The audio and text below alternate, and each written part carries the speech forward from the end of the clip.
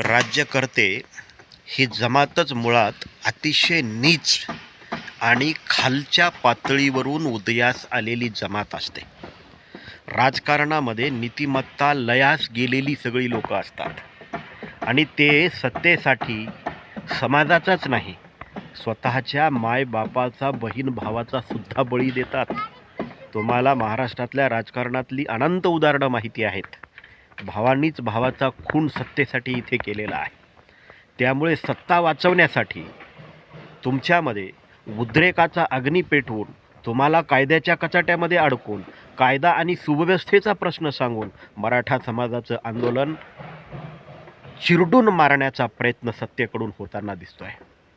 कालपासून मराठा आंदोलनाला जे हिंसक वळण मिळालेलं आहे, हे हिंसक वळण यांच्या राजकीय खेळीचा एक भाग आहे. शांततेत चाललेलं मराठा आंदोलन कशा पद्धतीनं चिरडून मारता येईल याच्यासाठी हे करण्यात आलेलं प्लॅनिंग आहे. 30 वर्षापासून चाललेल्या मराठा आंदोलनाने आत्तापर्यंत कधीही भूमिका घेतली नाही. ते आज त्यांच्या हातातोंडाला आलेला घास त्यांना दिसत असताना असं हिंसक आंदोलन खरा मराठा जो जरांगे पाटलाचा समर्थक मराठा आहे तो कधीच करणार नाही. पण ह्या राजकीय लोकांच्या कपट नीतीने या राज्यामध्ये पुन्हा एकदा हिंसक दंगली घडवून मराठा आंदोलन जे शांततेत चाललेलं आहे, हे आंदोलन चिरडून मारण्याचा कार्यक्रम परवाच्या दिवशीपासून राज्य सरकारने हाती घेतलेला आहे. ना बीडमध्ये झालेला हिंसाचार असेल किंवा अन्य कोणत्याही शहरामध्ये झालेला हिंसाचार असेल, हा हिंसाचार मराठा समाजाचं आंदोलन चिरडून मारण्यासाठी सरकारकडं केलेला पुरावा आहे, सरकारसाठी तयार झालेला पुरावा आहे.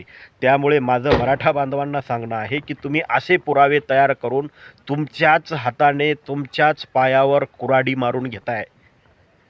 त्यामुळे शांतता राखा.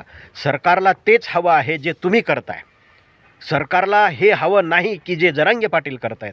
जरांगे पाटील जे करतायत ते सरकारच्या विरोधातलं आहे, सरकारला शरण आणणार आहे. आणि तुम्ही जे करताय ते जरांगे पाटलाला शरण आणणार आहे. आता तुम्हीच ठरवा, तुम्हाला जरांगे पाटलाला शरण आणायचं आहे का सरकार तुम्हाला ना शरण आलं पाहिजे, यावर तुम्ही निर्णय घेण्याची गरज आहे. तुम्ही जर हिंसक आंदोलनं केली, जाळपोळ केली, गाड्या बस फोडल्या, तर यातून सरकारला रेकॉर्ड तयार होईल. उद्या तुम्ही कुठल्याही हायकोर्टात गेलात आणि सुप्रीम कोर्टात जरी गेलात तरी ते तुमच्यावर सरकार गुन्हे दाखल करेल आणि मग ते गुन्हे माघारी घ्या म्हणून जरांगे पाटलाला पुन्हा ब्लॅकमेल केलं जाईल. तुम्ही जर उपोषण सोडलं नाही तर ह्या लोकांना अरेस्ट करतो किंवा या लोकांना जेलमध्ये टाकतो, अशा पद्धतीची भूमिका उद्या सरकार घेऊ शकतं. त्यामुळे सरकारच्या हातामध्ये आयतं कोलीत देऊ नका. सरकारच्या हातामध्ये आपण जे हे आयतं कोलीत देतोय, हे मराठा आंदोलन चिरडून टाकण्याचं कोलीत आहे, हे सुद्धा तुम्ही लक्षात घ्या. अशा पद्धतीची उद्रेक करणारी जी लोकं आहेत, या लोकांना वेळीच आळा घाला. उद्रेक भावना ह्या सगळ्यांच्याच भावना आता सीमा पार करून गेलेल्या आहेत. तरीही शांतता हाच लोकशाहीमध्ये सर्वोत्तम मार्ग असतो. तुम्हाला माहिती असेल, शेतकऱ्यांचं एक वर्ष चाललेलं आंदोलन शेवटी मोदी सरकारने, भारत सरकारने चिरडून मारलं. त्यांचेच वंशज महाराष्ट्रामध्ये सुद्धा सत्तेवर आहेत, हे विसरू नका. त्यामुळे आपलं शांततेत चाललेलं जे जरांगे पाटलाचं आंदोलन आहे, हे आंदोलन सरकारला शरण आणणारं आंदोलन आहे.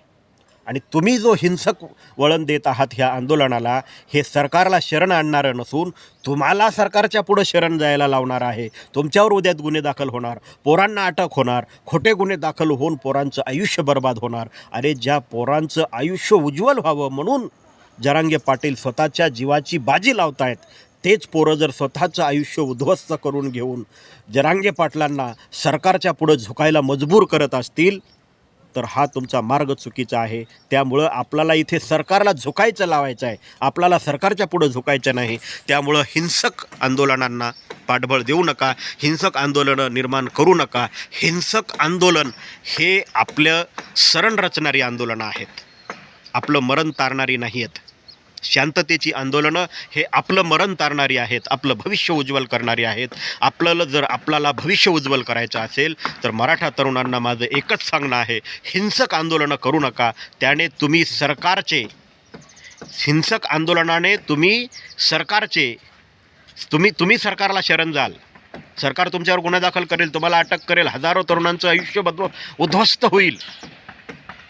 आणि जर हजारो शेकडो तरुणांवर जर गुन्हे दाखल झाले हिंसेचे, तर त्याच्या केसेस लढण्यासाठी तुमचे पुढचे 10 ते 15 वर्ष निघून जातील. समजा उद्या जरांगे पाटलाच्या आंदोलनाला यश आलं आणि आरक्षण मिळालंही तरी त्याचा तुम्हाला काही फायदा होणार नाही. त्याच्यामुळं तुम्ही सरकारला हातामध्ये आयतं कोली देऊ नका. राजकीय लोक ही फार कपटी, चांडाळ, चौकटीची लोक असतात. त्यांच्या इतके नीच तेच असतात, म्हणून ते सत्तेवर असतात. आपण सर्वसामान्य लोक मनमिळावू असतो, करुणादायी असतो, प्रेरणादायी असतो, म्हणून आपण सत्तेवर नसतो. कारण आपल्याला एखाद्याचा गळा घोटून स्वतःचं रक्षण करायला आवडत नाही. त्यांना हजारो गळे गाठून, हजारे गळे घोटून, हजारो लोकांचे खून रक्तपात करून ही सत्तेवर राहायला आवडतं, म्हणून ते सत्तेत आहेत. म्हणून माझी मराठा बांधवांना विनंती आहे, कुठल्याही गावामध्ये हिंसक आंदोलन करू नका, कारण तो आपला पराजय असेल. अहिंसेनेच आपला विजय होईल.